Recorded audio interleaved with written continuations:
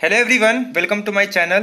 This is lecture number 3 जहां पे हम लोग ग्रुप थ्योरी को डिस्कस कर रहे हैं। पिछले दो वीडियो जो हमने ग्रुप थ्योरी के देखे थे वहां पे हमने क्या क्या डिस्कस किया था कि ग्रुप्स के कुछ एग्जांपल्स हमने देखे थे कि कौन कौन से सेट ग्रुप फॉर्म करते हैं, उसके कुछ स्टैंडर्ड एग्जांपल्स हमने देखे थे। टोटल 21 एग्जांपल्स हमने ग्रुप्स के देखे थे जो हम लोग लगातार यूज करेंगे और बहुत ही इंपॉर्टेंट एग्जाम्पल थे। ठीक है, तो उसमें से कुछ फाइनाइट ग्रुप थे, कुछ इनफाइनाइट ग्रुप थे।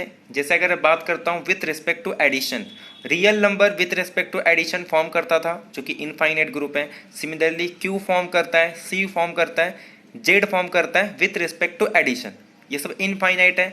मल्टीप्लीकेशन में क्या करते हैं, जीरो को रिमूव कर देते हैं और तब वो एक ग्रुप फॉर्म करता है विथ रिस्पेक्ट टू मल्टीप्लीकेशन। कुछ स्टैंडर्ड एग्जाम्पल देखे थे, जैसे कि जेड एन की बात करूँ, रेसिड्यू मॉडुलो एन, वो एक फाइनाइट ग्रुप था। इसके अलावा हमने और एक ग्रुप देखा था कि 5, 10, 15, 20 ये टाइप के एलिमेंट आगे में हम लोग देखेंगे कि वो भी एक ग्रुप फॉर्म करता है। तो कुछ फाइनाइट ग्रुप और कुछ इनफाइनाइट ग्रुप, जैसे मैट्राइसेस के ऊपर हमने एक देखा था finite infinite group, special linear group जब डिटर्मिनेंट 1 होता है। तो ये कुछ स्टैंडर्ड एग्जांपल 21 हमने स्टार्टिंग के फर्स्ट दो लेक्चर में देखे थे। अब हम लोग क्या करेंगे, धीरे धीरे एक एक प्रॉपर्टीज़ को समझेंगे कि क्या क्या उसके, जैसे कि फॉर एग्जांपल हमने जब डेफिनेशन देखा था ग्रुप का, तो उसके डेफिनेशन क्या थी कि वो क्लोजर प्रॉपर्टी को सेटिस्फाई करना चाहिए, एसोसिएटिविटी होना चाहिए और आइडेंटिटी होना चाहिए, और उस हर एक एलिमेंट के पास मल्टीप्लिकेटिव इनवर्स होना चाहिए। अब उसके आइडेंटिटी पे भी कंडीशन आता है कि आइडेंटिटी क्या होना चाहिए, हमेशा यूनिक होना चाहिए। इनवर्स हर एक एलिमेंट के करस्पॉन्डिंग एक यूनिक इनवर्स निकलना चाहिए। मतलब कोई भी एलिमेंट ले लूँ, अगर वो ग्रुप है तो उसके करस्पॉन्डिंग एक इनवर्स होगा, और वो इनवर्स कैसा होना चाहिए, यूनिक होना चाहिए। और कुछ लॉ है जैसे कि कैंसिलेशन लॉ, रिवर्सल लॉ, ये सारी चीज़ें हम आज डिस्कस करेंगे। और उसके बाद कुछ और एग्जाम्पल्स हम लोग देखेंगे ग्रुप के, क्योंकि जितना आपके पास सेट ऑफ एग्जाम्पल्स होंगे उतना आपसे क्वेश्चंस बनेंगे आगे चल के जब हम लोग क्वेश्चंस को सॉल्व करेंगे। इसके बाद आज हम लोग सिमेट्रिक्स ऑन स्क्वायर भी देखेंगे कि अगर एक स्क्वायर है तो उसके ऊपर कितनी सिमेट्रिक्स हम लोग डिफाइन कर सकते हैं। उसी से हम लोग डिफाइन करते हैं डायहेड्रल ग्रुप। हालांकि डायहेड्रल ग्रुप को हम लोग डिटेल में डिस्कस करेंगे बाद में, जब हम लोग के पास और सारी प्रॉपर्टीज आ जाएगी, जैसे कि अबेलियन ग्रुप की प्रॉपर्टी पता चल जाएगी, एलिमेंट के ऑर्डर कैसे फाइंड करते हैं, क्योंकि अगर कोई ग्रुप है उसके पास कुछ एलिमेंट होंगे, अब उस एलिमेंट का ऑर्डर भी होता है। तो ये सारी चीज़ें हम लोग डिस्कस करेंगे। उसके बाद क्लास इक्वेशन, बहुत सारी चीज़ें जो हमको पता होनी चाहिए। उसके बाद जब हम लोग सिमेट्रिक ग्रुप और डायहेड्रल ग्रुप करेंगे तो उसकी सारी प्रॉपर्टी भी साथ में डिस्कस करेंगे। हालांकि मैं आपको आज सिमेट्रिक ऑन स्क्वायर के बारे में बताऊंगा। तो प्रॉपर्टीज और कुछ और एग्जाम्पल्स, और जो गैलियन में जो कुछ एग्जाम्पल्स हैं मैंने सिलेक्टेड किए। तो एक्सरसाइज में मोर देन 60-70 क्वेश्चन है, जिसमें से मैंने कुछ सिलेक्टेड उसमें रिजल्ट जो यूज़ होता है और जहाँ से क्वेश्चन पूछे जाते हैं, और कुछ वहाँ से एग्जाम्पल उठाए हैं ग्रुप के। तो प्लीज़ जो भी वीडियो को फर्स्ट टाइम देख रहा है तो प्लीज़ डिस्क्रिप्शन बॉक्स में सारे पिछले वीडियोस के लिंक हैं, आप वहाँ जाके सारे वीडियोस देख सकते हैं। तो जहाँ पे हम लोग का लेक्चर सीरीज चल रहा है रियल एनालिसिस का, लीनियर अलजेब्रा का और मॉडल अलजेब्रा, यानी कि हर एक टॉपिक का हम लोग लेक्चर लेते हैं। और लेक्चर इस प्रकार रहता है कि पहले 3 लेक्चर रियल एनालिसिस के, फिर 2 लेक्चर लीनियर अलजेब्रा के, 2 लेक्चर कॉम्प्लेक्स, एक बार कॉम्प्लेक्स 2 लेक्चर होगा तो next time 2 lecture modern algebra का।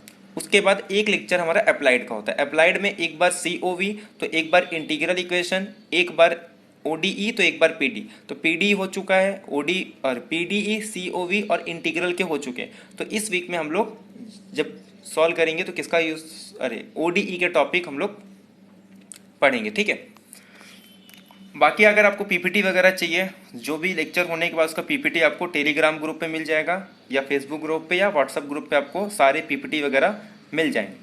और जो हम लोग रियल एनालिसिस के क्वेश्चन सॉल्व करते हैं, उसको सॉल्व करते समय आप क्या कर सकते हो, जब हम लोग क्वेश्चन सॉल्व करते हैं वहाँ पे बहुत सारे नंबर ऑफ क्वेश्चंस रहते हैं, तो आप पॉज करके पहले आप उसको सॉल्व कर सकते हैं, एज अ टेस्ट सीरीज भी उसको समझ सकते हैं। ठीक है, तो आप जैसे कि अगर आपका पूरा तैयारी हो चुका है, आपको क्वेश्चन चाहिए, तो मैं नंबर ऑफ क्वेश्चंस वहाँ पे लाता हूँ, तो आप उसको एज अ टेस्ट भी समझ सकते हैं अगर आपका सारा कॉन्सेप्ट क्लियर है। ठीक है, तो स्टार्ट करते हैं हम लोग लेक्चर नंबर 3। प्लीज़ वीडियो को स्टार्टिंग से एंड तक पूरा देखें, आई होप आपको बहुत सारी नई चीज़ें सीखने को मिलेंगी। तो results and properties of a group. तो पहला प्रॉपर्टी ये है, जो हमने ग्रुप का डेफिनेशन देखा था कि ग्रुप के अंदर जो आइडेंटिटी होता है वो हमेशा यूनिक होता है। बाकी आप इसका प्रूफ देख सकते हो, सिंपल सा प्रूफ है, आपको समझ में आ जाएगा। ठीक है, सिर्फ आइडेंटिटी का डेफिनेशन का यूज किया है, क्योंकि आइडेंटिटी का बोलते हैं कि for every A there exist E belongs to G such that A E is equal to A, ये डेफिनेशन है। अब वो दोनों साइड से होता है, हालांकि हमने एक साइड से देखा है, बट वो दोनों साइड से होल्ड होती है, क्योंकि आइडेंटिटी जो है आगे चल के हम लोग देखेंगे जब कम्यूटेटिव प्रॉपर्टी देखेंगे कि कौन सा एलिमेंट कम्यूट करता है, तो ये काफ़ी इंपॉर्टेंट होता है जब हम लोग सब ग्रुप पढ़ते हैं। तो वहाँ पे हम लोग एक टॉपिक पढ़ते हैं सेंटर ऑफ ग्रुप, जब ग्रुप के वो एलिमेंट जो हर एक के साथ कम्यूट करते हैं। उसके बाद हम नॉर्मलाइजर पढ़ते हैं कि एक एलिमेंट उठा लेंगे और ये चेक करेंगे कि कौन कौन से एलिमेंट उस एलिमेंट के साथ क्या करते हैं, कम्यूट करते हैं, और उसी से एक सब ग्रुप फॉर्म करते हैं। तो फिर वो और भी उसके नए नए प्रॉपर्टीज हमको देखने को मिलते हैं। तो इसीलिए आइडेंटिटी जो है इकलौता एलिमेंट है जो हर एक के साथ क्या करता है, कम्यूट करता है। इसीलिए सेंटर ऑफ जी के पास एक एलिमेंट हमेशा होती है, जैसे हम लोग कहते हैं आइडेंटिटी। तो सिंपल सी बात है, एक प्रॉपर्टी आपको पता चल गया कि किसी भी ग्रुप के अंदर आइडेंटिटी हमेशा यूनिक होता है। सेकेंड प्रॉपर्टी कैंसलेशन लॉ, कि कैंसलेशन लॉ ग्रुप में वैलिड होता है, कि जैसे कि for example A B is equal to, अगर ए सी है तो आप इसे बी कैंसिल कर दोगे, इसे कहते हैं राइट कैंसलेशन लॉ। अगर suppose A B is equal to C B है तो आप बी को कैंसिल करके आप ये ए और सी इक्वल आ जाएगा। तो इस तरीके से लेफ्ट कैंसलेशन को राइट कैंसलेशन ये ग्रुप के अंदर होल्ड होता है। बट एक पॉइंट आपको और बता दूं कि ए बी और सपोज जैसे लिखा है ए बी और सी है, तो आप ए और ए को कैंसिल नहीं कर सकते। ये पॉइंट आपको नोट डाउन करना है कि A B is not, A B अगर सी ए के इक्वल है तो B is not is equal to B, may और may not B equal to सी।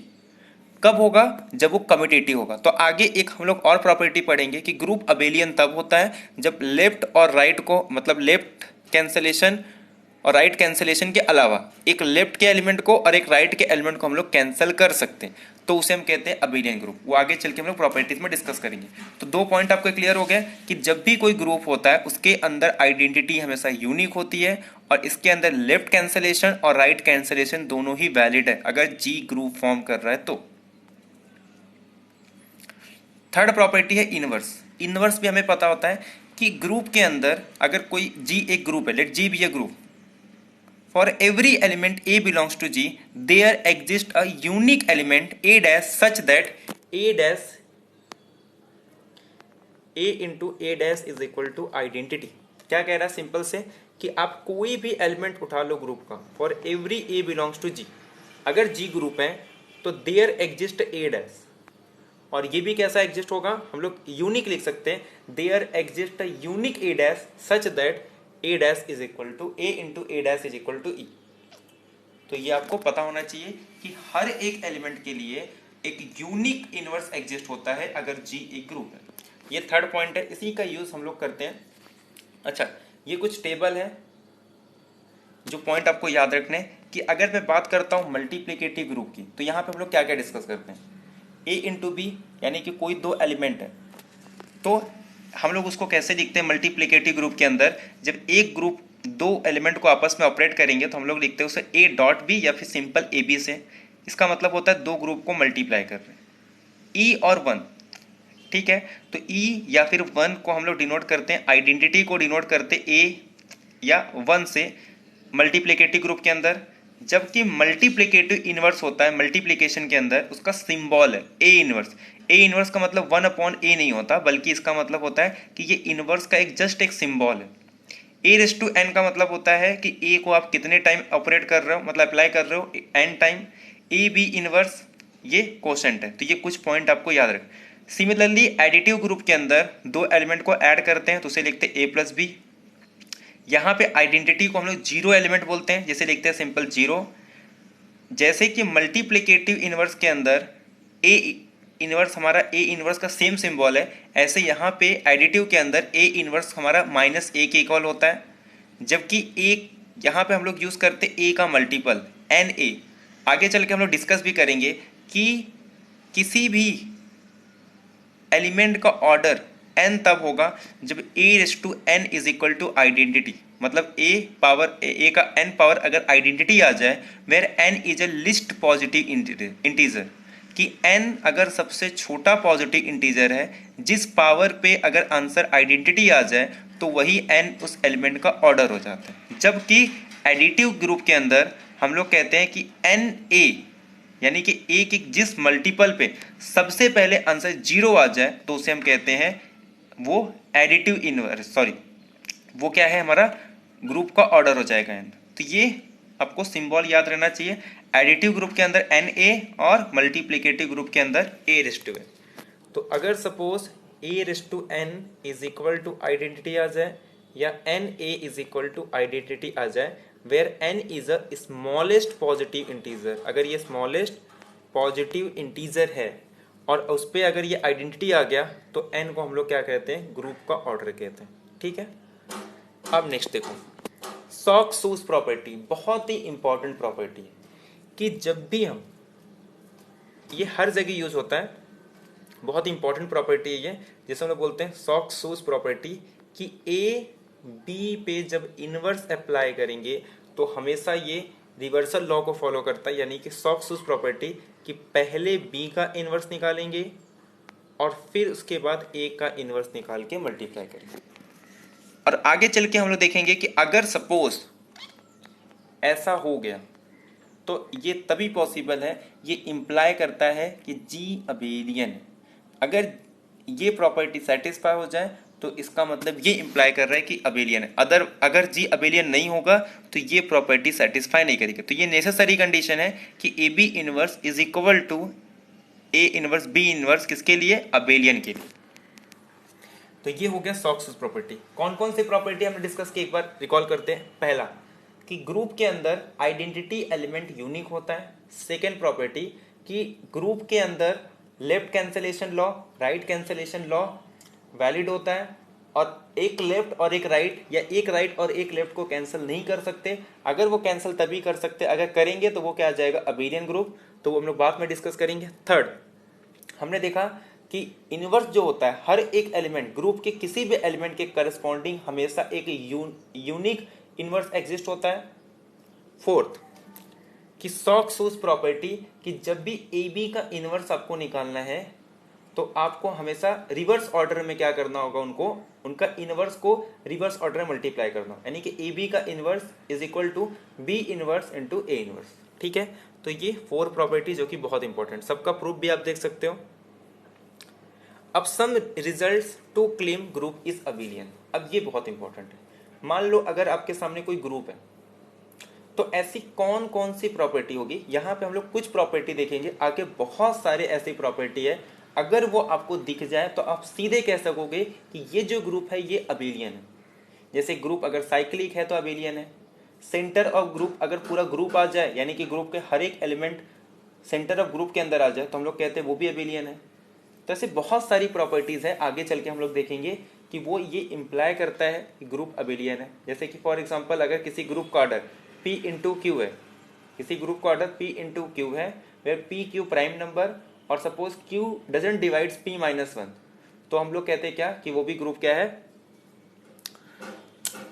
वो ग्रुप क्या है, साइक्लिक होता है, और साइक्लिक इंप्लाई करता है कि वो अबेलियन होगा। ऐसे और भी बहुत सारी प्रॉपर्टी है, जैसे P square into Q square, उस पर भी कंडीशन होता है कि पी स्क्वायर क्यू माइनस 1 को डिवाइड नहीं करना चाहिए, क्यू स्क्वायर पी माइनस 1 को डिवाइड नहीं करना। ऐसी बहुत सारी प्रॉपर्टी है जब हम ये कहते हैं कि वो ग्रुप अबेलियन होगा। और एक एग्जाम्पल है पी स्क्वायर ऑर्डर का ग्रुप। जैसे अगर कोई ग्रुप है 9 ऑर्डर का, कोई ग्रुप है 9 ऑर्डर का, कोई ग्रुप है 25 ऑर्डर का, वो हमेशा अबेलियन होती है। तो P अगर एक प्राइम नंबर है तो P स्क्वायर ऑर्डर का ग्रुप हमेशा अबेलियन होता है। तो ये सारे धीरे धीरे हमको प्रॉपर्टी कलेक्ट करनी है कि कौन सी प्रॉपर्टी ये इंप्लाई करती है कि ग्रुप अबेलियन हो जाएगी, कौन सी ऐसी प्रॉपर्टी है जो इंप्लाई करता है ग्रुप साइक्लिक हो जाएगा। तो ये सारी प्रॉपर्टी हमको ध्यान में रखना है। तो जैसे कुछ रिजल्ट्स हम यहाँ पे देखेंगे, जैसे जैसे और रिजल्ट्स पढ़ेंगे तो हम लोग और भी ऐसे प्रॉपर्टी देखेंगे कि क्या वो इंप्लाई करता है ग्रुप अबेलियन है। अगर ग्रुप अबेलियन है तो ठीक है, नहीं है तो ऐसे कौन कौन से एलिमेंट है हम वो सिलेक्ट करेंगे जो किसके साथ कम्यूट करते और उससे फॉर्म करते सेंटर ऑफ ग्रुप। ठीक है, तो ये सब हमारा प्रॉपर्टी है। तो स्टार्टिंग में आप जितना अबेलियन ग्रुप को समझोगे उतना आपके लिए अच्छा रहेगा। देखो, जब भी जी अगर एक ग्रुप है विद दी प्रॉपर्टी कि कोई भी 3 एलिमेंट ले लो, जब भी लेफ्ट का x और राइट का x अगर कैंसल हो जाए, मतलब y is equal to Z, तो ये कब कैंसल हुआ? जब x और x कैंसल हो गया, जबकि x लेफ्ट में है और सेकेंड राइट हैंड साइड में x जो है वो राइट में है। जबकि ग्रुप के अंदर लेफ्ट कैंसलेशन लॉ फॉलो होता है, यानी कि लेफ्ट का एलिमेंट लेफ्ट के साथ कैंसिल होगा, LHS का लेफ्ट RHS का लेफ्ट कैंसिल होगा अगर वो सेम है, ऐसे ही LHS का राइट और RHS का राइट अगर दोनों सेम है तो कैंसिल होते हैं। बट एक LHS एक RHS राइट का तभी कैंसिल होगा जब वो ग्रुप अबेलियन होंगे। तो देयरफॉर अगर ये इंप्लाई करता है तो लेफ्ट राइट कैंसलेशन इंप्लाई करती है कम्यूटेटिव को। अगर कोई ग्रुप कम्यूटेटिव नहीं है, अगर वो ग्रुप अबेलियन नहीं है, तो कभी भी किसी लेफ्ट और राइट एलिमेंट को कैंसिल नहीं कर सकते। तो this is the necessary condition for कि किसी भी ग्रुप को अगर हमें ये बताना है कि वो अबेलियन है, तो वो ऑलवेज उसका लेफ्ट और राइट क्या होगा? कैंसिल होगा। Second, law of exponents for abelian group. अच्छा, ये चीज आपको याद रखना है कि अगर ग्रुप अबेलियन है तो a⁻n b⁻n फॉलो होगा, ab⁻n। बट अगर ग्रुप अबेलियन नहीं है तो ये फॉलो नहीं होता। ठीक है, तो क्या कह रहे हैं कि कोई भी 2 एलिमेंट ले लो और अगर वो अबेलियन ग्रुप है तो n is a positive integer, तो ये कंडीशन सेटिस्फाई करेगी। मतलब अबेलियन इंप्लाई करता है कि ab⁻n is equal to a⁻n into b⁻n। अच्छा, इसका मतलब क्या होता है पहले ध्यान से सुनो। जब हम ये लिखते हैं ना ab⁻n, इसका मतलब ये है कि ab को n टाइम मल्टीप्लाई किया गया, मतलब ab डॉट ऐसे कितने टाइम्स? ab⁻n times total. तो अब मैं इसको अगर पूरा एसोसिएटिविटी का यूज करूं तो इसको ऐसे लिख सकता हूं, कोई प्रॉब्लम नहीं है कि टोटल कितने n टाइम्स हो गए। अगर ये ग्रुप अबेलियन होगा तो हम लोग क्या कर सकते हैं, इसको यहां शिफ्ट कर सकता हूं, ये b हो जाएगा, फिर से a को यहां शिफ्ट कर दूंगा, फिर b के साथ यहां शिफ्ट कर दूंगा।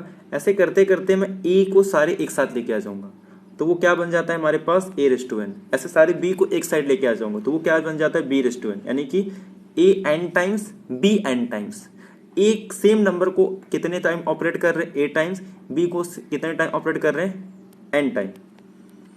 बट अगर सपोज ग्रुप अबेलियन ही नहीं है तो मैं इसको ab नहीं लिख सकता हूं, तो देयरफॉर ये प्रॉपर्टी सेटिस्फाई नहीं करेगी। तो ये याद रखना है, शो दैट कि ये is this true for non abelian group, तो नहीं। अगर ग्रुप अबेलियन नहीं है तो ये प्रॉपर्टी सेटिस्फाई नहीं होता। तो कौन से 2 प्रॉपर्टी देखे हम लोग अबेलियन के लिए? कि अगर जब भी left right cancellation law satisfy होता है तो ग्रुप अबेलियन होगी, अगर ग्रुप अबेलियन है तो ये सेटिस्फाई होगा। अगर सपोज कोई जी अगर एक ग्रुप फॉर्म कर रहा है, अबेलियन ग्रुप है, तो उसके अंदर ए बी को अगर मैं n टाइम ऑपरेट करूं तो वो किसके इक्वल होगा? a को n time into B n times. ठीक है, तो ये 1-2 पॉइंट आपको क्लियर हो गए। नेक्स्ट, अगर जी ग्रुप है, इस प्रॉपर्टी के साथ every element is the square of every element is the identity. मतलब ये बहुत ही फेमस ग्रुप है। अगर मान लो ए ग्रुप है, ऐसा ग्रुप है कि इसके अंदर वही सारे एलिमेंट आ रहे हैं जिनका स्क्वायर करने पे आइडेंटिटी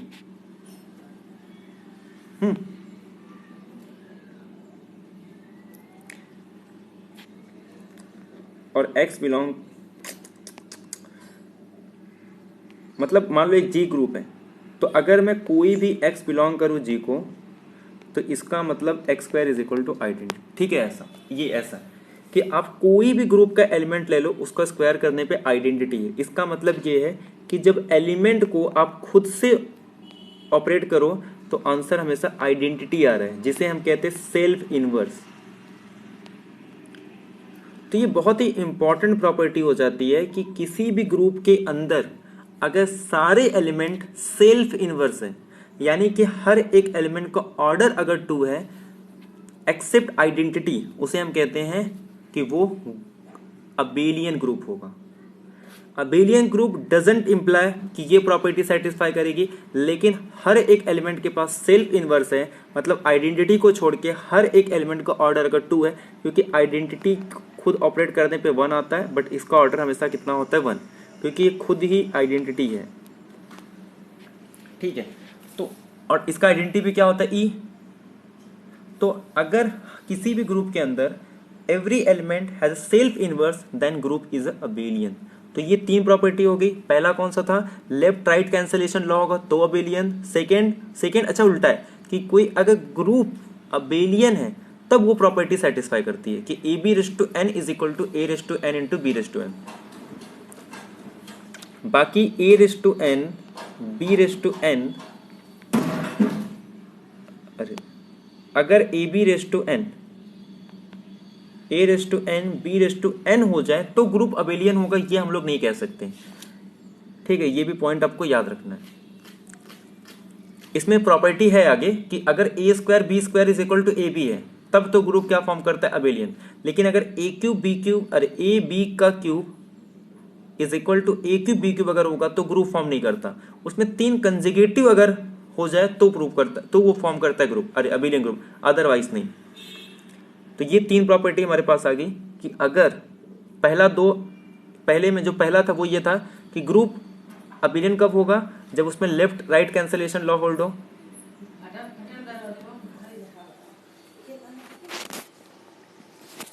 और सेकेंड क्या था कि अगर ग्रुप अबेलियन है तो a into B whole raise to N is equal to A raise to N B raise to n. But इसका मीनिंग क्या है कि ए बी को हम n टाइम मल्टीप्लाई कर रहे हैं तो वो किसके इक्वल होगा कि a को n टाइम मल्टीप्लाई करके b को n टाइम मल्टीप्लाई करो, तो ये सारी वैल्यू सेम होती। और अब थर्ड क्या आ गया हमारे पास कि अगर किसी ग्रुप के अंदर हर एक एलिमेंट का सेल्फ इनवर्स है तो वो भी हमेशा अबेलियन ग्रुप होता है। तो ये पहली 2 प्रॉपर्टी थी कि अगर लेफ्ट राइट कैंसलेशन तो अबेलियन, अगर अबेलियन तो ये। थर्ड कि अगर हर एक एलिमेंट का सेल्फ इनवर्स तो ग्रुप अबेलियन। अब ये देखो, ये प्रॉपर्टी हमने देखा सॉक-सूज प्रॉपर्टी। उसके बाद ये देखो कि अगर मान लो ग्रुप के सारे एलिमेंट अगर इस प्रॉपर्टी को भी सेटिस्फाई कर दे तो जी अबेलियन है, और अगर ग्रुप अबेलियन है तो इस प्रॉपर्टी को सेटिस्फाई करेगा। और ये याद रखना है कि ये पहला रिलेशन है जो कि कैसा है, इफ एंड ओनली इफ है। मतलब कि जी अगर अबेलियन है, मतलब ये है कि जी अगर अबेलियन है तो ये कह रहा है कि ये इस प्रॉपर्टी को सेटिस्फाई करेगा, कि मतलब ज़रूरत नहीं है रिवर्सल लॉ की। आप सीधे सीधे ए पे इन्वर्स अप्लाई कर दो और मल्टीप्लाई कर दो बी के इन्वर्स से। तो यही चीज़ है इसमें, सिंपल सी बात है कि और अगर हर एक एलिमेंट ग्रुप की इस प्रॉपर्टी को सेटिस्फाई कर जाए तो आप ये भी कह दो कि जी क्या है, अबेलियन है। तो अब तक जो हमने 3 देखे हैं ना, वो तीनों में ही किसी में भी इफ एंड ओनली इफ नहीं था। फर्स्ट और थर्ड ये थे कि अगर प्रॉपर्टी सेटिस्फाई करी तो अबेलियन। सेकेंड ये था कि अबेलियन है तो ये, बट ये कह रहा है कि अगर अबेलियन तो this condition and this condition तो अबेलियन। कि अगर ए बी का inverse A inverse B inverse है तो अबेलियन, अगर अबेलियन है तो ए बी का inverse is equal to A inverse B inverse. तो ये पहला रिलेशन आ गया जो इफ एंड ओनली इफ बता रहा है। तो आपके पास 4 कंडीशन हो गए। फर्स्ट थर्ड ये बता रहा था कि अगर कोई कंडीशन है तो अबेलियन होगी। सेकेंड बता रहा था कि अबेलियन है तो वो सर्टेन कंडीशन सेटिस्फाई हो रहा है। और फोर्थ ये है कि if and only if abelian then condition, condition then abelian. अब इसी में देखो 26 क्या कह रहे हैं, ध्यान से देखो। Prove that in a group, कि किसी भी एलिमेंट है, मान लो कोई एक एलिमेंट है, आप उसका इनवर्स ले लो। जैसे मान लो कि ए का अगर सपोज इनवर्स आ रहा है ए इनवर्स, तो अगर इस इनवर्स का फिर से इनवर्स लोगे तो वही एलिमेंट आ जाता है। और ये इसके लिए अबेलियन या किसी की जरूरत नहीं है, कोई भी ग्रुप है इनवर्स का इनवर्स फिर से वही एलिमेंट आ जाता है। कि जैसे कि मान लो अगर मैं कोई ग्रुप ले रहा हूं A B is equal to B, तो इसका मतलब क्या हो गया, बी ए का इनवर्स है। तो मैं बी को कैसे लिख सकता हूँ, A inverse is equal to identity, क्योंकि ए अप्लाई करने पे और बी अप्लाई करने पे अगर आइडेंटिटी आ रहा है तो बी मतलब ए का इनवर्स। अब मैं कह रहा हूँ ए इनवर्स पे अगर मैं ए अप्लाई कर रहा हूँ तो आइडेंटिटी आ गया, इसका मतलब ये हो गया कि ए इनवर्स का जो इनवर्स है वो कुछ और नहीं बल्कि ए हो गया। ऐसे आप आर, तो ये सिंपल सा था कि हर एक एलिमेंट के इनवर्स का इनवर्स फिर से वही एलिमेंट आ जाता है कि कोई एलिमेंट ले लो, उसका इनवर्स निकालो और इनवर्स का इनवर्स फिर से अगेन वही एलिमेंट। मतलब अगर A B is equal to identity आ रहा है, इसका मतलब ये नहीं है कि बी ए का इनवर्स है, इसका मतलब ये भी है कि दोनों एक दूसरे के इनवर्स है। इनडायरेक्टली ये कि if A is equal to E, that means A is the inverse of B and B is the inverse of A. Both are inverse of each other. ठीक है, तो इस प्रॉपर्टी से आपको ये समझ में आ गया। अब ये बहुत ही स्टैंडर्ड है जिसका प्रूफ भी हम लोग बहुत जगह करते हैं, ये बहुत इंपॉर्टेंट है। तो ये आपको याद रखना है कि जब भी आपके सामने कुछ इस तरीके का एलिमेंट आ जाए, मैटर नहीं करता है कि ग्रुप अबेलियन है या नहीं है। अगर अबेलियन है तो सीधे सीधे हो जाएगा, लेकिन अगर ग्रुप अबेलियन नहीं भी है तो ये आता है A inverse B raise to n T. तो ये आपको याद रखना है कि जब भी ए इनवर्स बी ए पे अगर एन अप्लाई करोगे तो आपको याद रखना है कि सिर्फ वो एन बी पे लगता है। अब जैसे कि मान लो मैं इसको 2 के लिए बताता हूँ, ए इनवर्स बी ए का 2 पावर, इसका मतलब क्या है कि ए इनवर्स बी ए को मैं 2 टाइम ऑपरेट कर रहा हूँ। अब ये होता ये है कि अगर मैं एसोसिएटिविटी का यूज़ करूँ तो इस तरीके से लिख सकता हूँ, कोई प्रॉब्लम नहीं है। ग्रुप के अंदर एसोसिएटिविटी होती है तो मैं ब्रैकेट को अपने हिसाब से इंसर्ट कर सकता हूँ। अब ध्यान सुनो, ये एलिमेंट तो ऐसे ही रहेगा ए इनवर्स बी, ए और ए इनवर्स हमेशा आइडेंटिटी आ जाता है, बट किसी भी एलिमेंट को आइडेंटिटी से करो तो फिर से वही एलिमेंट। और बी बी बी बी का मतलब क्या, 2 टाइम ऑपरेट कर रहे हैं तो बी स्क्वायर।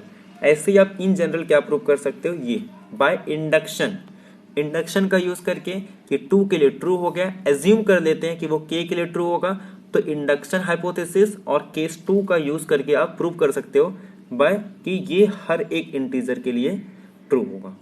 ठीक है, तो ये कुछ पॉइंट है जो आपको आगे चल के बहुत बार यूज होने वाले हैं। अब ये देखो, एक और कंडीशन आ गया इफ एंड ओनली इफ वाला। टोटल 4 कंडीशन अब तक हम लोग देखें। पहला कौन सा था कि अगर लेफ्ट राइट कैंसलेशन तो इम्प्लाई ग्रुप अबेलियन।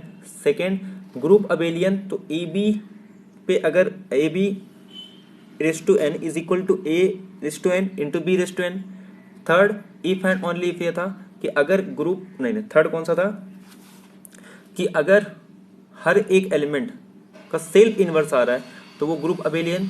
और fourth, if and only if था कि ग्रुप अगर अबेलियन है तो ए बी का inverse A inverse B inverse, और अगर ए बी का inverse A inverse B inverse है तो ग्रुप अबेलियन। और ये फिफ्थ आ गया, ये भी इफ एंड ओनली इफ है कि जब भी अगर ए बी स्क्वायर कोई भी 2 एलिमेंट ले लो, अगर उसका सेल्फ इनवर्स लो, मतलब ए बी को अगर आप 2 टाइम ऑपरेट करो और वो इक्वल आ जाए ए स्क्वायर बी स्क्वायर के लिए, और ये सिर्फ 2 के लिए ट्रू है, 3 के लिए ट्रू नहीं है। हाँ, अगर 3 4 5 कंटिन्यूसली किसी 3 के लिए ट्रू हो रहा है तब हम कहते हैं कि वो ग्रुप अबेलियन होगा, अदरवाइज नहीं होगा। तो यहां से आपके सामने ये आ गया कि अगर ये कंडीशन सेटिस्फाई तो ग्रुप अबेलियन, और ग्रुप अबेलियन तो ये कंडीशन सेटिस्फाई होगा। ये आपको क्लियर हो गया, सिंपल सा है कि ये तो then this, if this then this. और ये क्या है, कुछ नहीं है बल्कि ये इसे हम कहते हैं कि अबेलियन ग्रुप है। अबेलियन ग्रुप कब होता है, जब A B is equal to B A और every A B belongs to G. अब ये देखो सिंपल, अगर group A B C element है ग्रुप का तो इस इक्वेशन को सॉल्व करना है। इस इक्वेशन को सॉल्व करना है तो आप क्या कर सकते हो, आपको ए बी को गायब करना है, तो दोनों साइड ए इनवर्स से मल्टीप्लाई कर दो तो ये ई हो जाएगा, सिर्फ बचेगा एक्स बी। अब लेफ्ट साइड से ए इनवर्स से मल्टीप्लाई कर रहा हूं तो ये आ जाएगा ए इनवर्स सी। अभी फिर x बचा है तो b को हटाना है तो राइट साइड से b इनवर्स अप्लाई कर दो, तो यहां से x की वैल्यू आ जाएगी a इनवर्स सी बी।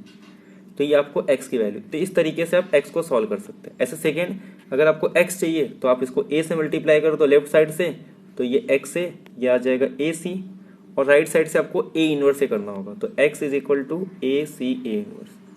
ये हो गया आपका सॉल्यूशन। तो इस तरीके से आप यूज़ कर सकते हो इनवर्स का यूज़ करके। अच्छा, अभी ये दो, पहले ये देख लेते हैं। ऐसा एग्जाम्पल देना है ए बी का विद द प्रॉपर्टी दैट कि ये कंडीशन सेटिस्फाई नहीं होता। अब पहले इसको समझ लेते हैं कंडीशन कह क्या रहा है कि ए इनवर्स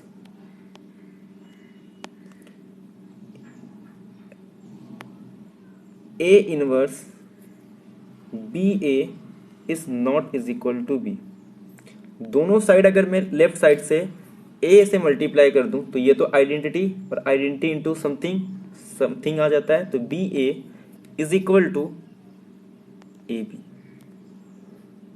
इसका मतलब ये अगर कंडीशन सेटिस्फाई करो तो ग्रुप अबेलियन है, तो इसका मतलब ग्रुप अबेलियन नहीं होगा तो सेटिस्फाई नहीं होगा। तो एक काम करो, कोई भी नॉन अबेलियन ग्रुप ले लो, उसके अंदर ऐसे आपको एलिमेंट मिल ही जाएंगे जो इस कंडीशन को सेटिस्फाई करेंगे। तो अभी हम लोग डायहेड्रल ग्रुप देखेंगे तो हम लोग प्रूव करेंगे कि वो कम्यूटेटिव नहीं होता। वही एग्जाम्पल की मदद से कि डायहेड्रल ग्रुप कम्यूटेटिव नहीं होता, या फिर एसएन की बात करेंगे वो कम्यूटेटिव नहीं होता। ऐसे बहुत सारे ग्रुप है, जैसे कि जनरल लीनियर ग्रुप ले लो मैट्रिक्स का, वो भी कम्यूटेटिव नहीं होता है।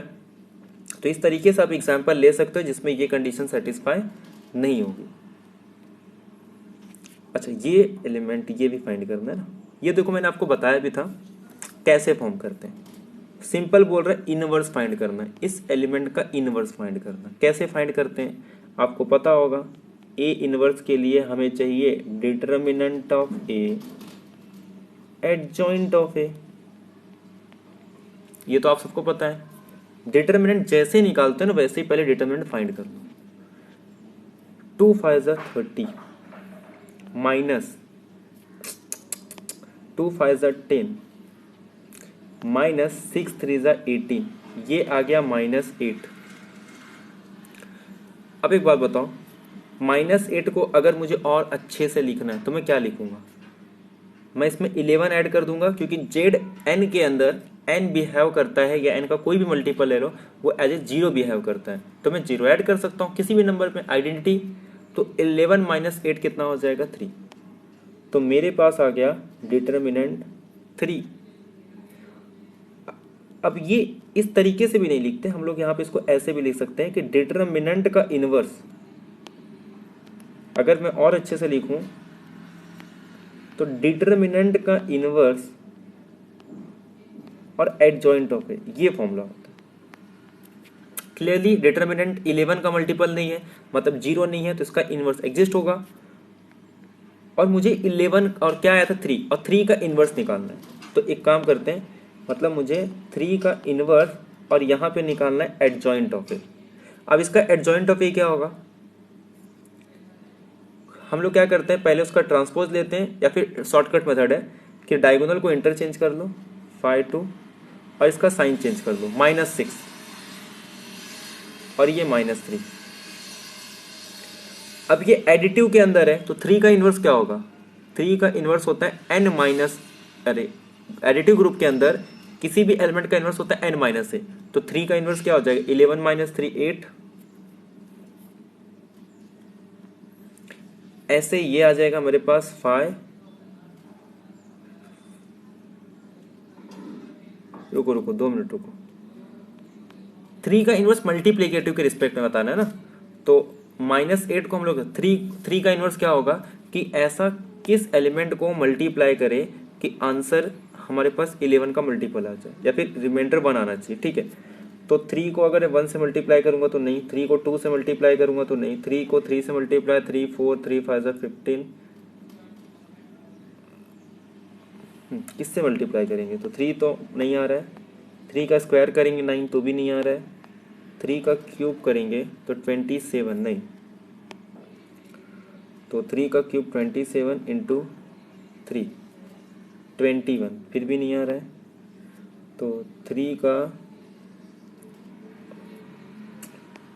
कितना आ गया था? कैसे निकालते इनवर्स पता है ना? अरे अगर मुझे इनवर्स निकालना है तो ऐसा एलिमेंट जिसको मल्टीप्लाई करने पे क्या आ जाए, हमारा रिमाइंडर 1 आना चाहिए। तो 11 पे ऐसा कौन सा एलिमेंट है जिसको मल्टीप्लाई करने पे 1 आएगा?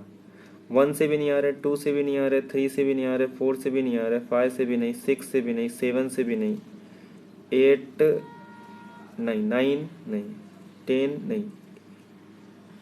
ऐसा कैसा? किसी एलिमेंट 3 का इन्वर्स नहीं हो रहा है, ऐसा कैसा?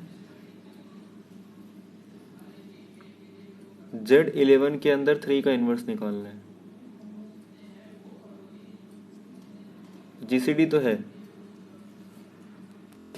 4 से तो हो रहा है ना, 4 से तो होगा, 3 4 से 12, 12 हाँ आ गया ना, तो 3 का 4 आ जाएगा। ठीक है, तो इसका मतलब जब 1/3 का इन्वर्स निकालेंगे तो ये 4 आ जाएगा, और यहाँ पे ये मेरे पास 5, ये 2 और 6 का माइनस आ जाएगा, तो उसमें 11 ऐड कर देंगे तो ये सिंपल आ जाएगा 5, और 3 का -3 और -3 में 11 ऐड कर देंगे तो 8। अब कुछ नहीं करना है, मल्टीप्लाई कर दो और बाद में उसका रिमाइंडर ले लो 11 से डिवाइड करके। 4 5 जा 20, 4 5 जा 20, 4 8 जा 32, 4 2 जा 8, और इसका 11 से रिमाइंडर लेंगे तो ये 9, ये भी 9, और ये आ जाएगा 10, और ये तो 80 है, तो 9 9 10 8। एक बार चेक कर लेना इसको, अगर कुछ मिस्टेक होगा तो। बाकी इसी मेथड से करना है। तो जैसे आप सिंपल इनवर्स निकालते हो तो 1 अपॉन डिटर्मिनेंट ऑफ ए, तो 1 अपॉन डिटर्मिनेंट ए का मतलब ये समझो कि डिटर्मिनेंट का इनवर्स, क्योंकि मल्टीप्लिकेशन के अंदर की बात कर रहा हूँ, A inverse is equal to 1/, but हर एक के अंदर नहीं होता, जबकि एडिशन के अंदर माइनस है, बाकी सबके लिए और भी होता है डिफरेंट डिफरेंट। तो याद रखना है, ए इनवर्स सिंबल का मतलब 1/a नहीं होता, बल्कि मल्टीप्लिकेशन के अंदर ए इनवर्स का मतलब 1/। तो ये चीज़ आपको पॉइंट हमेशा याद रखना है कि A inverse in general is not is equal to 1 upon A inverse just a symbol for a inverse in a group. हाँ, बट मल्टीप्लिकेशन के अंदर हम लोग इसको बोल सकते हैं। Give an example of a group of element A B, तो आप कोई भी नॉन अबिलियन ले लो, उसके अंदर एलिमेंट मिल जाएंगे जो ये सेटिस्फाई नहीं कर रहा है। अब ये कुछ ग्रुप है जो आपको ध्यान रखना है। अच्छा, ये सब ग्रुप है, बाद में देखेंगे कि मतलब अगर आपके पास ग्रुप है, बस समझा दे रहा हूँ क्या है कि एक सब ग्रुप बना है, तो सब ग्रुप का कॉन्सेप्ट नहीं पता है तो या फिर ऐसा समझो कि एक सेट बना रहा हूँ जिसके अंदर मैं वो सारे एलिमेंट रख रहा हूँ। जैसे जी के पास मान लो एलिमेंट है A1 से लेके AN तक, अब हर एक एलिमेंट का इनवर्स ले लूँगा और बताऊंगा कि वो जो कलेक्शन है वो भी ग्रुप फॉर्म करता है, और वो किसके इक्वल हो जाएगा? H के इक्वल होगा। अब देखो सीधी सी बात है, जितने भी एलिमेंट है हर एक एलिमेंट का इन्वर्स होगा। मान लो 4 एलिमेंट है, 4 एलिमेंट का इन्वर्स होगा तो 4। अब हर एक एलिमेंट का इन्वर्स डिफरेंट होता है। जैसे कि फर्स्ट एलिमेंट है, उसका इन्वर्स क्या होगा? सेकेंड एलिमेंट का एक इन्वर्स होगा, वो भी एक यूनिक इन्वर्स होगा। अब हर एक एलिमेंट डिस्टिंक्ट है तो उसके इन्वर्स भी क्या होंगे? डिस्टिंक्ट होंगे। तो जितने एलिमेंट उतने ही इन्वर्स आ गए। और दूसरी बात, इन्वर्स और ग्रुप में कोई भी एलिमेंट रिपीट भी नहीं होता है, तो देयरफॉर वो किसके इक्वल हो जाएगा? कार्डिनलिटी इक्वल हो जाएगी। और दूसरी बात, नंबर ऑफ एलिमेंट भी वही आते हैं, बाहर नहीं जाएगा बाय क्लोजर प्रॉपर्टी, क्योंकि अगर ए बिलोंग कर रहा है तो उसका इन्वर्स भी उसी सेट के अंदर बिलोंग करेगा। अब क्लोजर प्रॉपर्टी भी हो गया और नंबर ऑफ एलिमेंट भी सेम हो गए, तो वो क्या फॉर्म कर देगा? जी के इक्वल हो गया, और वो ग्रुप भी फॉर्म करेगा, क्योंकि हर एक एलिमेंट का इन्वर्स भी होगा। अगर ए का इन्वर्स एक्स क्या है, एक्स इन्वर्स क्या है? ये हर एक एलिमेंट का इन्वर्स है, तो उसका इन्वर्स निकालना है तो फिर से वही एलिमेंट आ जाएगा, और वो भी एलिमेंट ग्रुप के अंदर होगा। अब वो कैसे होगा? क्योंकि कोई एलिमेंट अगर है तो उसका इन्वर्स भी फिर से उसी सेट के अंदर होता है। तो ये हम लोग प्रूव कर सकते हैं कि अगर मैं किसी ग्रुप के उन सारे एलिमेंट का इन्वर्स का कलेक्शन ले लूँ, सारे एलिमेंट लूँ, मतलब सारे एलिमेंट के इन्वर्स का कलेक्शन ले लूँ, तो वो भी उसी ग्रुप के इक्वल आता है। अब देखो 16 नंबर, ये भी काफ़ी अच्छा एग्जाम्पल है, जो मैं आपको बता रहा था बीच में। तो ये है 5 15 25 35, ये ग्रुप फॉर्म करता है। तो पहले तो आपको आइडेंटिफाई करना है, जब भी आपको ये चेक करना हो कि कोई ग्रुप फॉर्म कर रहा है, तो सबसे पहले इसमें आपको क्लोजर प्रॉपर्टी देखना होगा। तो आपको क्लोजर प्रॉपर्टी के लिए कैरियर टेबल का यूज कर सकते हो।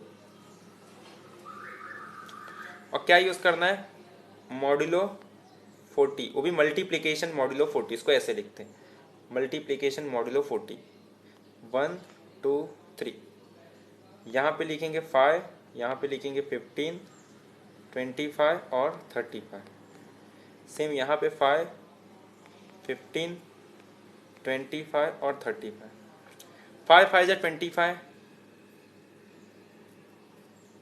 एक काम करो मैं इसको ए बी सी डी ताकि अच्छा दिखे, A B C D, A B C D, A मतलब 5 5 जा 25 और 25 कौन सा एलिमेंट रहेगा, सी, सी आ गया। फिर सेकंड क्या कह रहा है, ए और बी मतलब 5 को 25 से, और 5 को 25 से करेंगे तो 125, और किसके साथ लेना है, 40 के साथ, तो 120 40 से डिवाइड करेंगे तो आंसर क्या आ जाएगा, 5, 5 मतलब ए। उसके बाद सी से करेंगे, सी मतलब 525, अरे यार एक बार अच्छे से कर दो इसको, आ जाएगा, सिंपल सी बात है कि जब 5 को 5 से करोगे तो वही आएगा, 5 को 5 से करेंगे तो 25, 5 को 15 से करेंगे तो 75, और उसको डिवाइड करेंगे 40 से तो 35 आ जाता है। ऐसे ही अगर आपको 5 को 25 से करोगे तो 125 मतलब 5 आ जाएगा, और 5 को जब आप 35 से करोगे तो वो आंसर आ जाएगा 175, और मतलब 15 आ जाएगा। तो इस तरीके से, तो अब आपको क्या चेक करना है कि आइडेंटिटी कौन सा है, तो आइडेंटिटी का मतलब ये कि कौन सा ऐसा एलिमेंट है जिसे अप्लाई करने पे वही एलिमेंट आ रहा है। अब देखो इससे तो ये क्लियर हो गया कि इसमें फाइ आइडेंटिटी नहीं है, क्यों, क्योंकि फाइ को खुद से अप्लाई करने पे भी फाइ नहीं आ रहा। अगर फाइ को फाइ अप्लाई करने पे 25 आ रहा है, अगर ये आइडेंटिटी होता तो इसे अप्लाई करने पे, खुद से अप्लाई करने पे आइडेंटिटी आ जाता, मतलब फाइ हो जाता। जैसे ई को ई पे अप्लाई करने पे ई आ जाता है, क्योंकि आइडेंटिटी अगर ये होता तो सेल्फ इनवर्स होता, और सेल्फ इनवर्स मतलब फाइ को फाइ से मल्टीप्लाई करने पे आइडेंटिटी यानी कि खुद फाइ आता, बट ऐसा नहीं हो रहा। इसका मतलब फाइ आइडेंटिटी नहीं है। फाइ को 15 से मल्टीप्लाई करने पे 75, और इसका वो ले लेंगे तो आंसर आ गया 35। फिर से फाइ नहीं आया, मतलब 15 भी इसमें आइडेंटिटी नहीं है। अब 5 को मल्टीप्लाई करते 25 से, यह आता है 125, और जब इसको मैं 40 से डिवाइड कर रहा हूँ 5, तो इसका मतलब 25 आइडेंटिटी हो सकता है। अब हर एक एलिमेंट के लिए होना चाहिए। अब मैं 15 को जब 25 से कर रहा हूँ तो ये कितना आ जाएगा, मतलब आई थिंक 250 प्लस 375, और 375 को जब 40 से करोगे तो 360 प्लस 15 ना, तो 15 आ रहा है। ठीक है, तो इसका भी यही आ गया, आइडेंटिटी है। ऐसे 25 को 25 से करोगे तो 625, और 625 मतलब 40 से करोगे तो 600 प्लस 25, क्योंकि 40 के टेबल में 600 आता है, 25 मतलब वही आ रहा है। ऐसे 35 को 25 से करोगे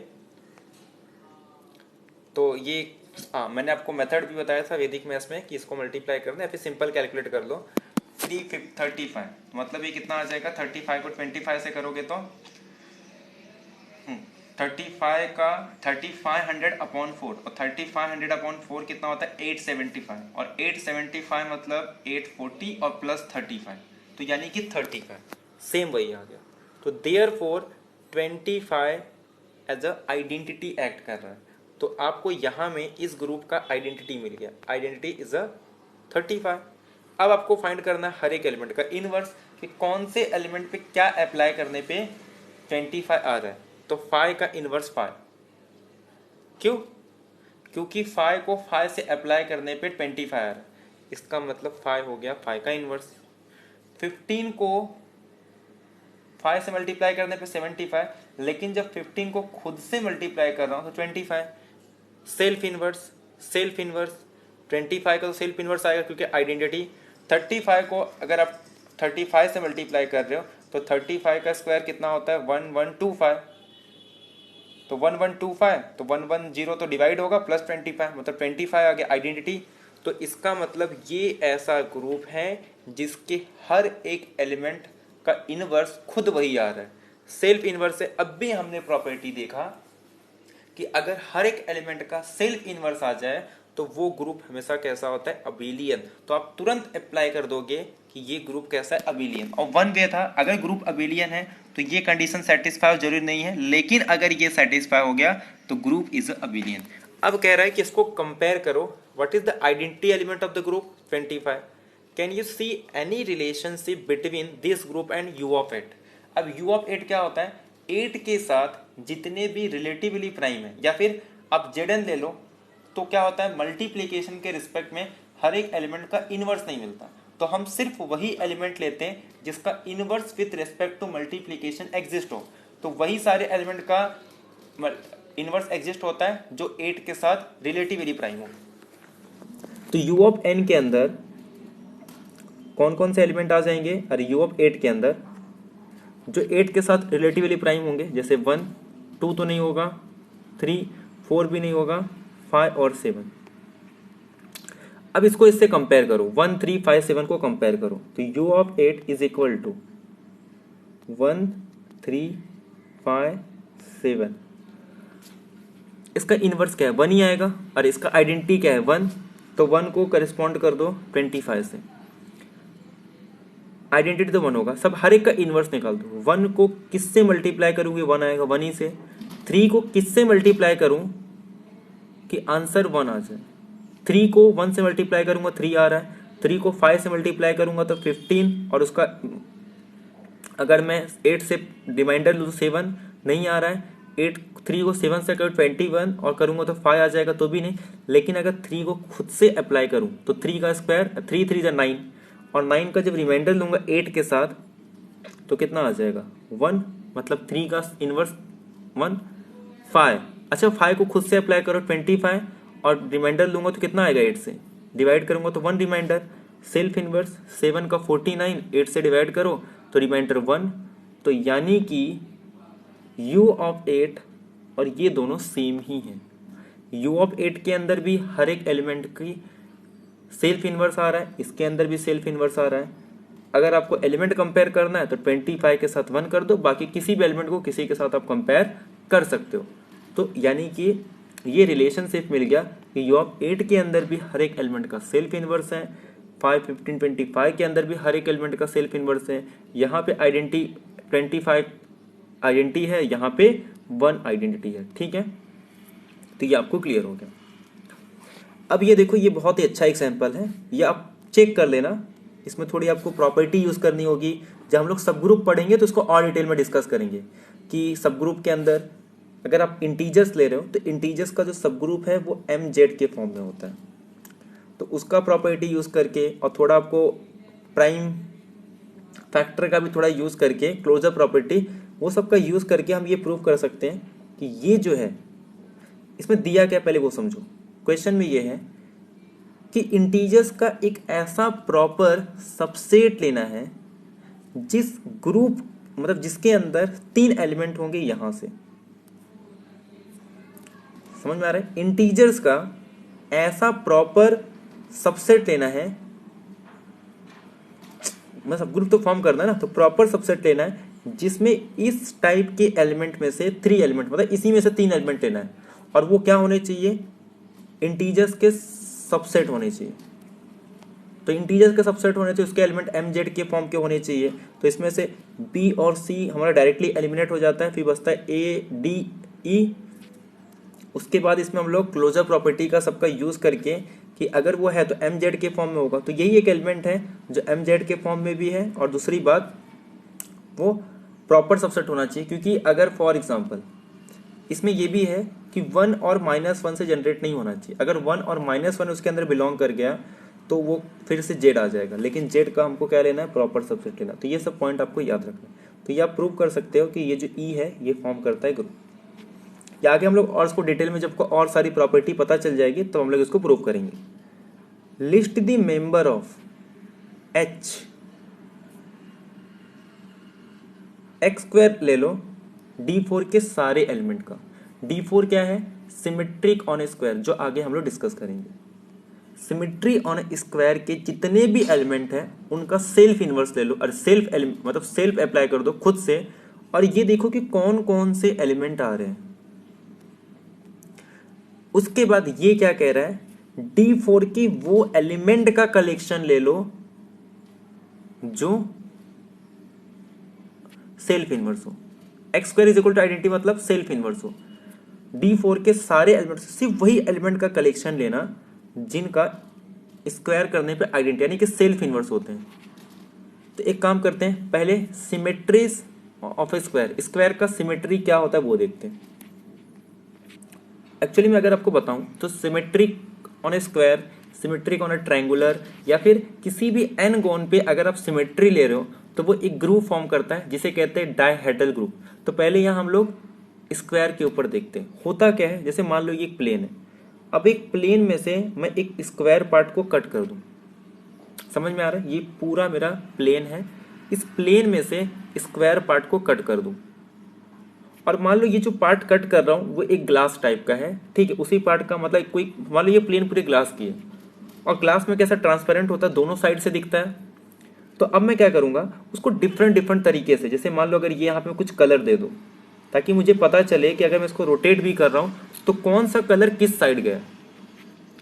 जैसे मान लो अगर मैं इसको यहाँ पे कुछ ब्लू कर दे रहा हूँ, यहाँ पे कुछ इसको ऑरेंज कर दूँ, यहाँ पे तो ग्रीन तो ऑलरेडी है, ब्लैक कर देता हूँ यहाँ पे, और यहाँ पे सपोज रेड कर दे। अब ये डिफरेंट डिफरेंट कलर है। अब मैं क्या करूँगा, इसको रोटेट कर सकता हूँ। जब मैं इसको रोटेट करूँगा 90 डिग्री से, 180 डिग्री से, 270 डिग्री से, 360 डिग्री से, तो जैसे ये रेड यहाँ आ जाएगा,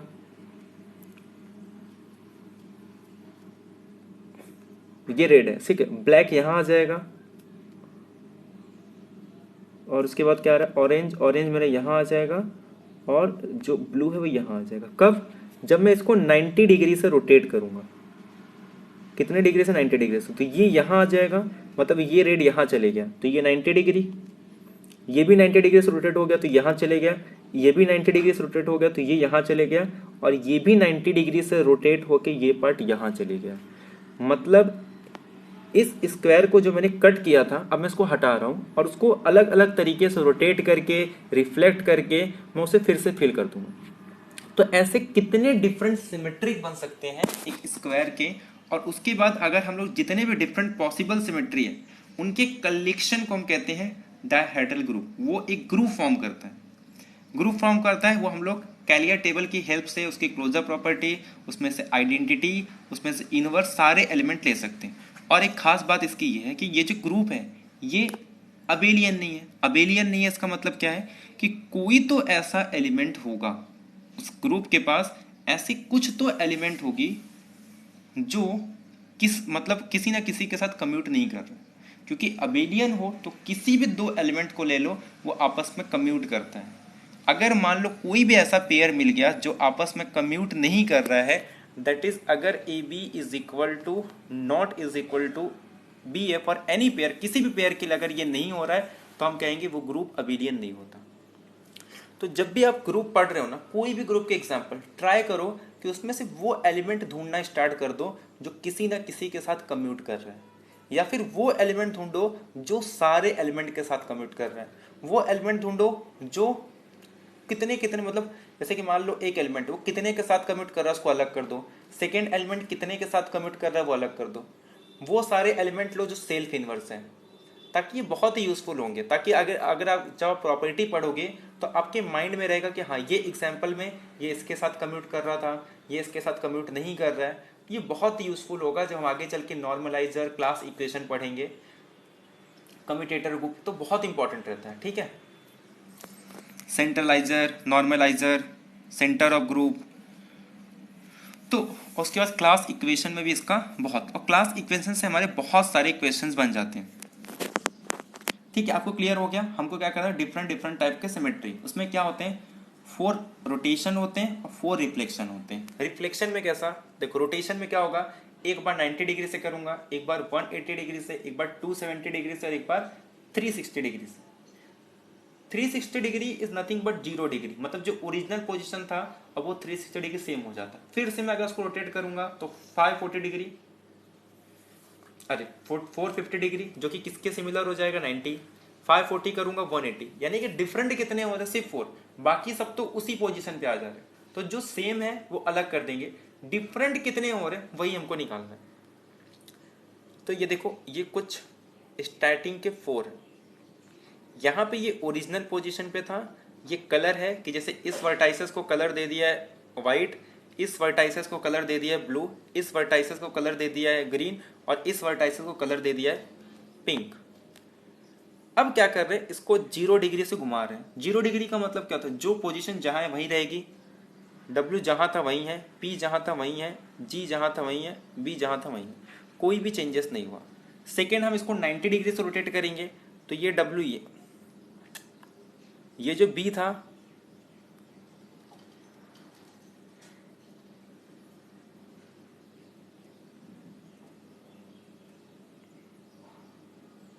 ठीक है, इसको एक्चुअल में इस तरीके से रोटेशन कर रहे काउंटर क्लॉकवाइज। ठीक, कोई बात नहीं, क्लॉकवाइज करो काउंटर क्लॉकवाइज। काउंटर क्लॉकवाइज का मतलब इस तरीके से इसको रोटेट कर रहा है। अब इसको इस तरीके से रोटेट करेंगे तो ये जो ब्लू की पोजीशन है 90 डिग्री रोटेट हो गया काउंटर क्लॉकवाइज, W रोटेट हो गया यहाँ पे, P रोटेट हो गया यहाँ पे, G रोटेट हो गया यहाँ पे। ऐसे ही जब मैं 180 डिग्री से करूँगा तो ये P यहाँ चले जाएगा, ये G यहाँ चले जाएगा, ये B यहाँ, और ये W यहाँ। क्यों, जब ये W यहाँ आएगा तो 90, ये W जब यहाँ आएगा तो 180। ऐसे 270 में W यहाँ 90, यहाँ 180 और यहाँ 270, तो ये W यहाँ पे आ गया। तो इस तरीके से 4 डिफरेंट रोटेशन हम लोग बना सकते हैं, किसमें, स्क्वायर में। ये ऐसे एलिमेंट हैं जो आपस में कम्यूट करते हैं। अगर मान लो मैं ग्रुप फॉर्म कर दूं जिसके अंदर सारे एलिमेंट, इसी सारे एलिमेंट को रख दूं, ठीक है, तो ये ग्रुप फॉर्म कर देते हैं। और ये अबेलियन ग्रुप है। क्यों, क्योंकि अगर मैं इसको किसी भी एलिमेंट को आपस में एक दूसरे के साथ अप्लाई करूं किसी भी वे में तो वो दोनों सेम आते हैं। लेकिन प्रॉब्लम फंसता है रिफ्लेक्शन में। रिफ्लेक्शन में क्या होता है, एक बार हम हॉरिजॉन्टल के रिस्पेक्ट में, मान लो ये स्क्वायर है, रिफ्लेक्शन का मतलब क्या होता है, किसी एक एक्सिस को फिक्स करके आप उसके अराउंड क्या ले लो, उसका इमेज ले लो। अगर मैं हॉरिजॉन्टल के अराउंड लूँ तो ये दो एलिमेंट यहाँ फ्लिप हो जाएंगे और ये दो एलिमेंट यहाँ फ्लिप हो जाएंगे। जैसे कि यहाँ से मैं इसको कर रहा हूँ, इसे हम लोग कहते हैं फ्लिप अबाउट हॉरिजॉन्टल एक्सिस। तो ये G यहाँ चले जाएगा, B यहाँ चले जाएगा, तो GB PW यहाँ से यहाँ आ जाएगा। इसे हम कहते हैं कि ये फ्लिप अबाउट हॉरिजॉन्टल एक्सिस। ऐसे flip about vertical axis, flip about main diagonal, flip about other diagonal. इसको फिक्स करके करूँगा तो WG यहाँ चले जाएगा, इसको फिक्स करूँगा तो PB क्या हो जाएगा, BP हो जाएगा। तो ये हमारे पास 8 डिफरेंट सिमेट्री है ऑन अ स्क्वायर। अगर इसी का कलेक्शन ले लूँ वो एक ग्रुप फॉर्म करता है जिसे हम सिंपल लिखते हैं D4 से, और इसके जो एलिमेंट होते हैं 4 rotation, that is R0 R90, यानी कि इंडाइसेस में क्या लिखेंगे, R0 degree, R90, R180, R270, ये सारे रोटेशन हो गए। इसके बाद H रिफ्लेक्शन अबाउट या फिर flip about the horizontal axis, flip about the vertical axis, flip about the main diagonal and flip about the other diagonal. ठीक है, ये ग्रुप फॉर्म करता है। ये देखो, ये कैलियर टेबल है D4 के लिए, तो D4 के लिए कैलियर टेबल है। अब ध्यान से देखो, इसी में आपको मैं कुछ प्रॉपर्टी बता देता हूँ। 3 चीजें हमें देखनी। एक तो ये देखना है कि कौन से वर्टिकल लाइन में और हॉरिजॉन्टल लाइन में वही एलिमेंट आ जाता है जो अब ऑपरेट कर। पहला रो देखो, वही एलिमेंट आ रहे हैं, R0, R90, R180, R270, H, V, D, D'। और उसी कॉलम में देख लो, R0, R180, R180, R270, H, V, D, D'। तो इसका मतलब जो ये जो इंटरसेक्टिंग है R0, R0, अगर ये सेम हो जाए और सारे एलिमेंट वही आ रहे जो जिसको अप्लाई करने पे, तो ये हमारा आइडेंटिटी हो जाता है। ये है कैलियर टेबल से ये पता चल गया। कोई भी एलिमेंट बाहर नहीं जा रहा है, इसी 8 में से आ रहे हैं, तो देयरफॉर क्लोजर प्रॉपर्टी चेक हो गई, एसोसिएटिविटी कंपोजिशन के अंदर चेक हो जाता है। अब है इनवर्स की बात। जब हम इनवर्स की बात करते हैं, आर नॉट पे ऐसा क्या अप्लाई कर दूं कि वो ओरिजिनल पोजीशन पे आ जाए। अब आइडेंटिटी है तो सेल्फ इनवर्स कुछ भी मत अप्लाई करो, वो ऑलरेडी उसका आइडेंटिटी हो जाए। अच्छा, R90 को ऐसा क्या करूं कि वो फिर से ओरिजिनल पोजीशन पे आ जाए। अब R90 में हुआ ये, जैसे 1 2 3 4 है, अगर मैं काउंटर क्लॉकवाइज करूं तो ये 1 यहां चले गया। अब ध्यान से सुनो, लेकिन 2 तो, और 2 यहां आ गया, और ये 3 यहां चले गया, और 4 यहां चले गया। अब ध्यान से सुनो, क्या रिफ्लेक्शन कभी भी इसका इनवर्स हो सकता है? चेक करते हैं। 1 कौन से पोजीशन पे? फर्स्ट पोजीशन पे। तो अगर मैं 1 पोजीशन पे, मतलब यहां पे 1 कब आएगा? क्या वर्टिकल से आ जाएगा? वर्टिकल से तो 3 आएगा, खट गया, क्योंकि वर्टिकल से जब मैं फ्लिप करूंगा, नहीं हॉरिजॉन्टल से जब फ्लिप करूंगा तो ये 3 यहाँ चले जाएगा, बट यहाँ पे 3 तो है नहीं, वो तो हो नहीं सकता। अगर मैं डायगोनल के रिस्पेक्ट में करूँ तब तो 4 फिक्स हो जाएगा, तो भी नहीं होगा। अब बचे कौन से? एक तो वर्टिकल और एक तो एंटी डायगोनल। एंटी डायगोनल क्या कहता है? इसे फिक्स करके तो 2 आ जाएगा, वो भी नहीं हो सकता। बचा क्या? सिर्फ और सिर्फ v। लेकिन प्रॉब्लम ये है कि जब आप v को चेंज करते हो तो ये 1 यहाँ आएगा ना, तो साथ में 2 भी यहाँ आ जाएगी, बट हमें 2 नहीं चाहिए, सिर्फ 1 चाहिए। तो इसके लिए ये क्लियर हो गया। ऐसे आप हर एक के लिए चेक कर सकते हो कि ये जो रोटेशन है, कभी भी इसका इनवर्स रिफ्लेक्शन नहीं हो सकता। तो रोटेशन का इनवर्स, ये रिजल्ट आ गया कि रोटेशन का इनवर्स रोटेशन ही होगा। तो सीधी सी बात है, R90 को आप कितनी बार घुमाओगे कि R0 आ जाए? तो 3 बार घुमा दो, क्योंकि वो खुद ऑलरेडी 90 पोजीशन पे है। तो एक बार घुमाओगे तो 180 पे जाएगा, एक बार घुमाओगे 270, और फिर 0 पोजीशन पे आ जाएगा। तो 3 बार। तो R90 का इनवर्स आ जाता है 270, क्योंकि देखो ये अप्लाई करने पे जो इंटरसेक्टिंग आ रहा है वो R0 आ रहा है, तो देयरफॉर 270 हमारा इनवर्स हो जाएगा। ऐसे यहाँ पे R180 का कौन सा आ रहा है?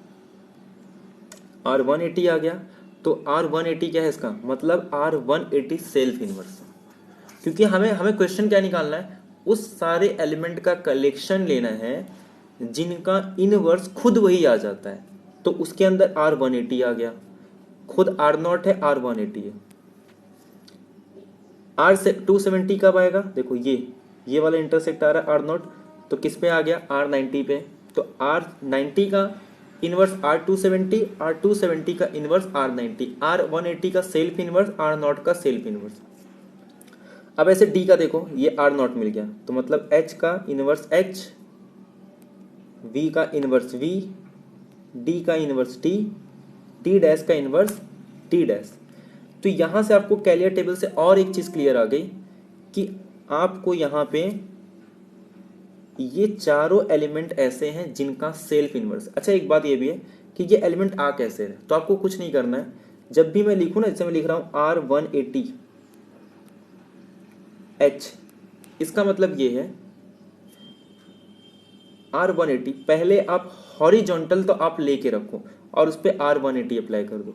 मतलब क्या कि जो आप इनिशियल ले रहे हो वो आपका एक हॉरिजॉन्टल है, मतलब कि ओरिजिनल का आप पहले से ही हॉरिजॉन्टल के रिस्पेक्ट में उसका एक वो ले लो, फ्लिप कर दो, और उसके बाद आप उस पर क्या अप्लाई करोगे? R180। जबकि मैं HR180 की बात करूं, इसका मतलब ये होता है कि आप पहले 180 डिग्री से रोटेट कर दो और उसके बाद उसको H करो। ठीक है, तो ये इस तरीके से लेते हैं। वो आप पीछे और ये वाला चेक करके हर एक टेबल को बना सकते हो, खुद से करो। ये टेबल आप खुद से पहले बनाओ ताकि आपको और आइडिया क्लियर होगा कि सारे आए कैसे। तो 2 प्रॉपर्टी होगी, आइडेंटिटी R0। सेकेंड चीज हमको ये पता चल गया, R0, R180, H, V, D और D डैश, ये वो एलिमेंट है जिनका स्क्वायर करने पे आइडेंटिटी आ रहा है। मतलब ये सारे एलिमेंट है जो सेल्फ इनवर्स है। तो जो हमने एक ग्रुप बनाया था ना, इसके एलिमेंट मिल गए हमको। तो K के अंदर ऐसे D4 के वही एलिमेंट लेने हैं जो सेल्फ इनवर्स है। तो K के अंदर आ जाएंगे हमारा R0, इसी में आ जाएगा R180, इसी में आ जाएगा H, इसी में आ जाएगा V, इसी में आ जाएगा D, इसी में आ जाएगा डी डैश। ये आपको क्लियर हो गया कि के सारे वो एलिमेंट आ रहे। अब ये कह रहा है कि सारे एलिमेंट का स्क्वायर ले लो, ये भी तो मिल गया एच। अब ध्यान से देखो, आर नॉट का स्क्वायर करने पे आर नॉट, ठीक है। आर 90 का स्क्वायर करने पे क्या आया था, आर 90 कितना होता है, आर 180, ठीक है। आर 180 का स्क्वायर करने पे आर नॉट, आर 270 का स्क्वायर करने पे 270 प्लस 270 540, और 360 से अगर मैं और करूँ तो 180, मतलब ये एलिमेंट। और बाकी आप किसी भी एलिमेंट का इन्वर्स लो, मतलब फिर से अप्लाई करो तो आर नॉट आता है, मतलब इसके अंदर सिर्फ दो एलिमेंट आएंगे, आर नॉट आर 180। यानी कि किसी भी एलिमेंट को अगर आप सेल्फ इन्वर्स कर दो तो या तो आइडेंटिटी होगा, अगर आइडेंटिटी है तो इसके अंदर आ गया, और या तो R180 होगा। इसके लिए के सारे एलिमेंट है, और इसके लिए आइडेंटिटी का मतलब होता है आर नॉट, ठीक है। तो इस के अंदर वो सारे एलिमेंट आ रहे हैं जो उनका स्क्वायर करने पर आइडेंटिटी, मतलब आर नॉट ये जो आया है ये इन 6 एलिमेंट का है, और ये जो R180 है ये सिर्फ 2 एलिमेंट है, एक तो R270 और एक तो R90, जिनका स्क्वायर करने पे ये है। तो ये क्वेश्चन आपका हो गया, ठीक है। बाकी आप अबेलियन के लिए चेक कर सकते हो, जैसे देखो V और D का ले लो, ठीक है। V और D क्या आ रहा है 270, ऐसे देखो V और D, मतलब जब मैं V को D पे अप्लाई कर रहा हूँ, मतलब पहले मैंने क्या लिया, डायगोनल के रिस्पेक्ट में फ्लिप किया और उसके बाद उसको वर्टिकल के रिस्पेक्ट में, तो जो आंसर आ रहा है वो 270 आ रहा है।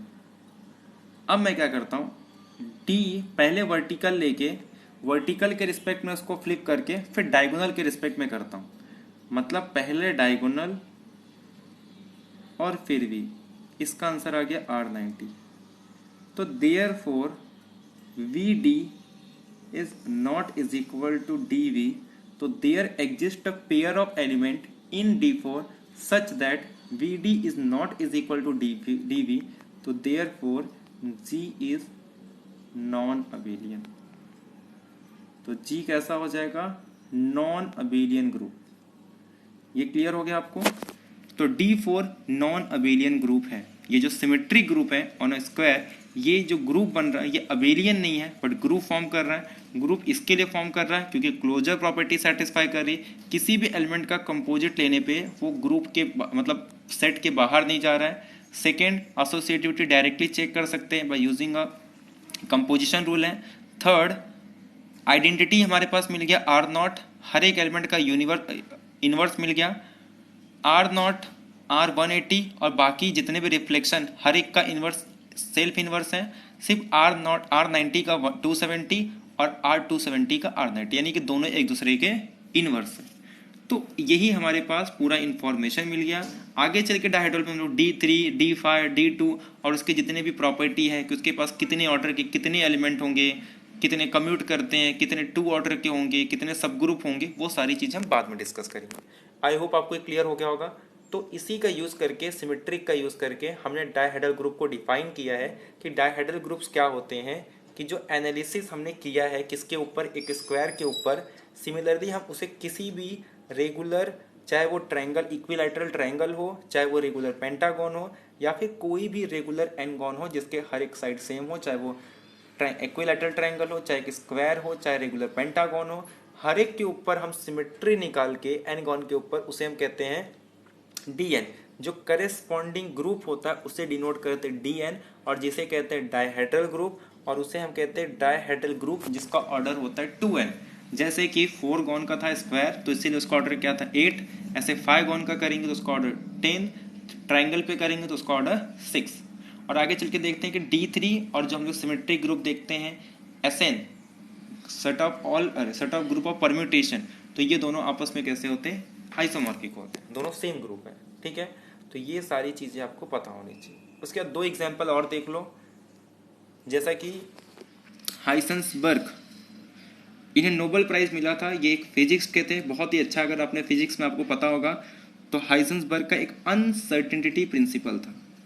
ठीक है, यहाँ पे सब कुछ यूज़ नहीं है, अगर आपने पढ़ा होगा तो आपको पता होगा हाइजेंसबर्ग का एक अनसर्टेनिटी प्रिंसिपल था, वो कुछ बंदूक वाला था ना,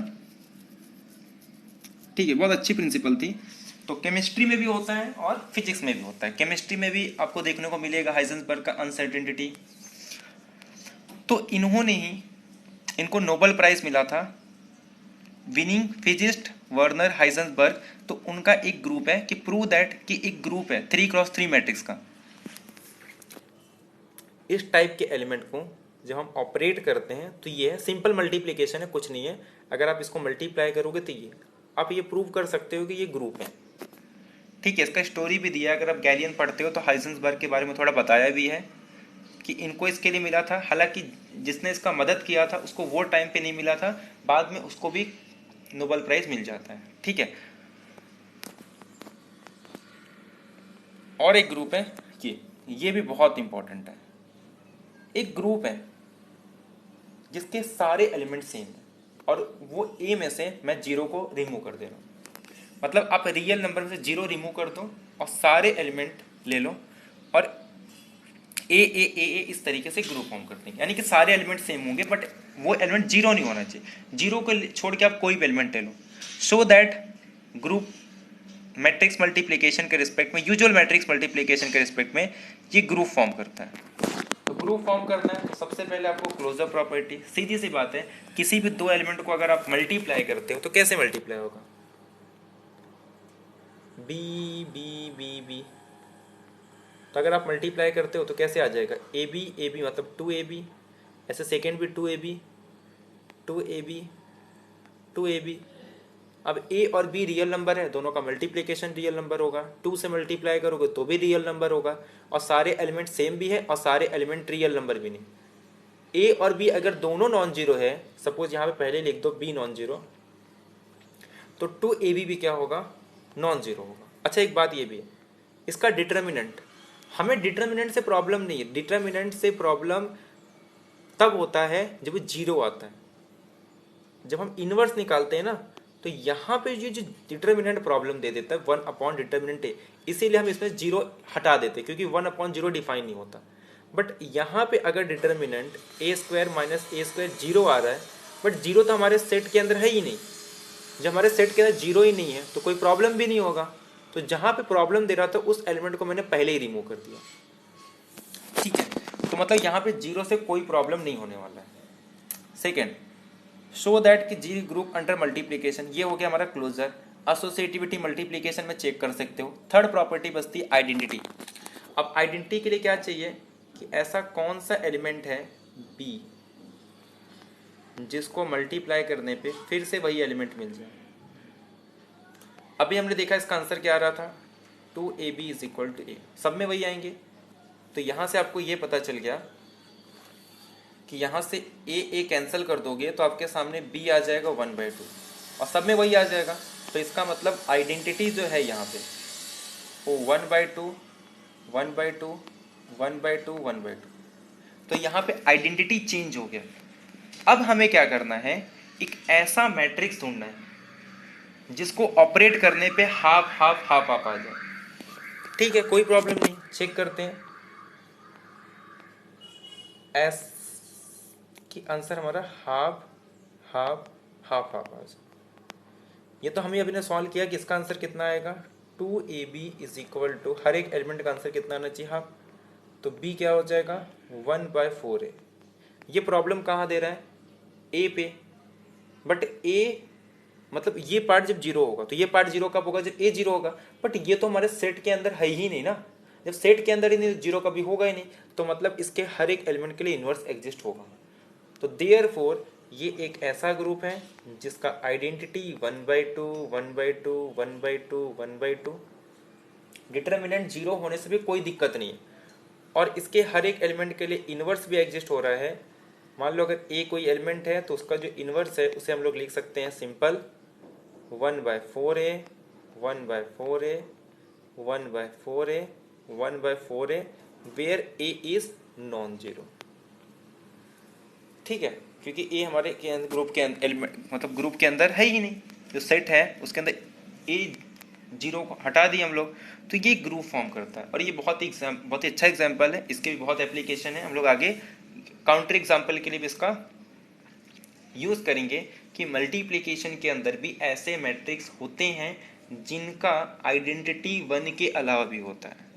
एडिशन के अंदर 0, मल्टीप्लिकेशन के अंदर, मतलब इससे अगर मैं कंक्लूजन ये पता चलता है कि जो आइडेंटिटी है वो डिपेंड करता है, अगर मैं मैट्रिक्स कोई सबसेट है, अगर उस पर कुछ आइडेंटिटी है तो उसका अगर मैं सबसेट लूँ तो सेम ऑपरेशन पे भी आइडेंटिटी चेंज हो जाती है। जबकि एसोसिएटिविटी ऐसा नहीं होता, कम्यूटेटिविटी नहीं होता।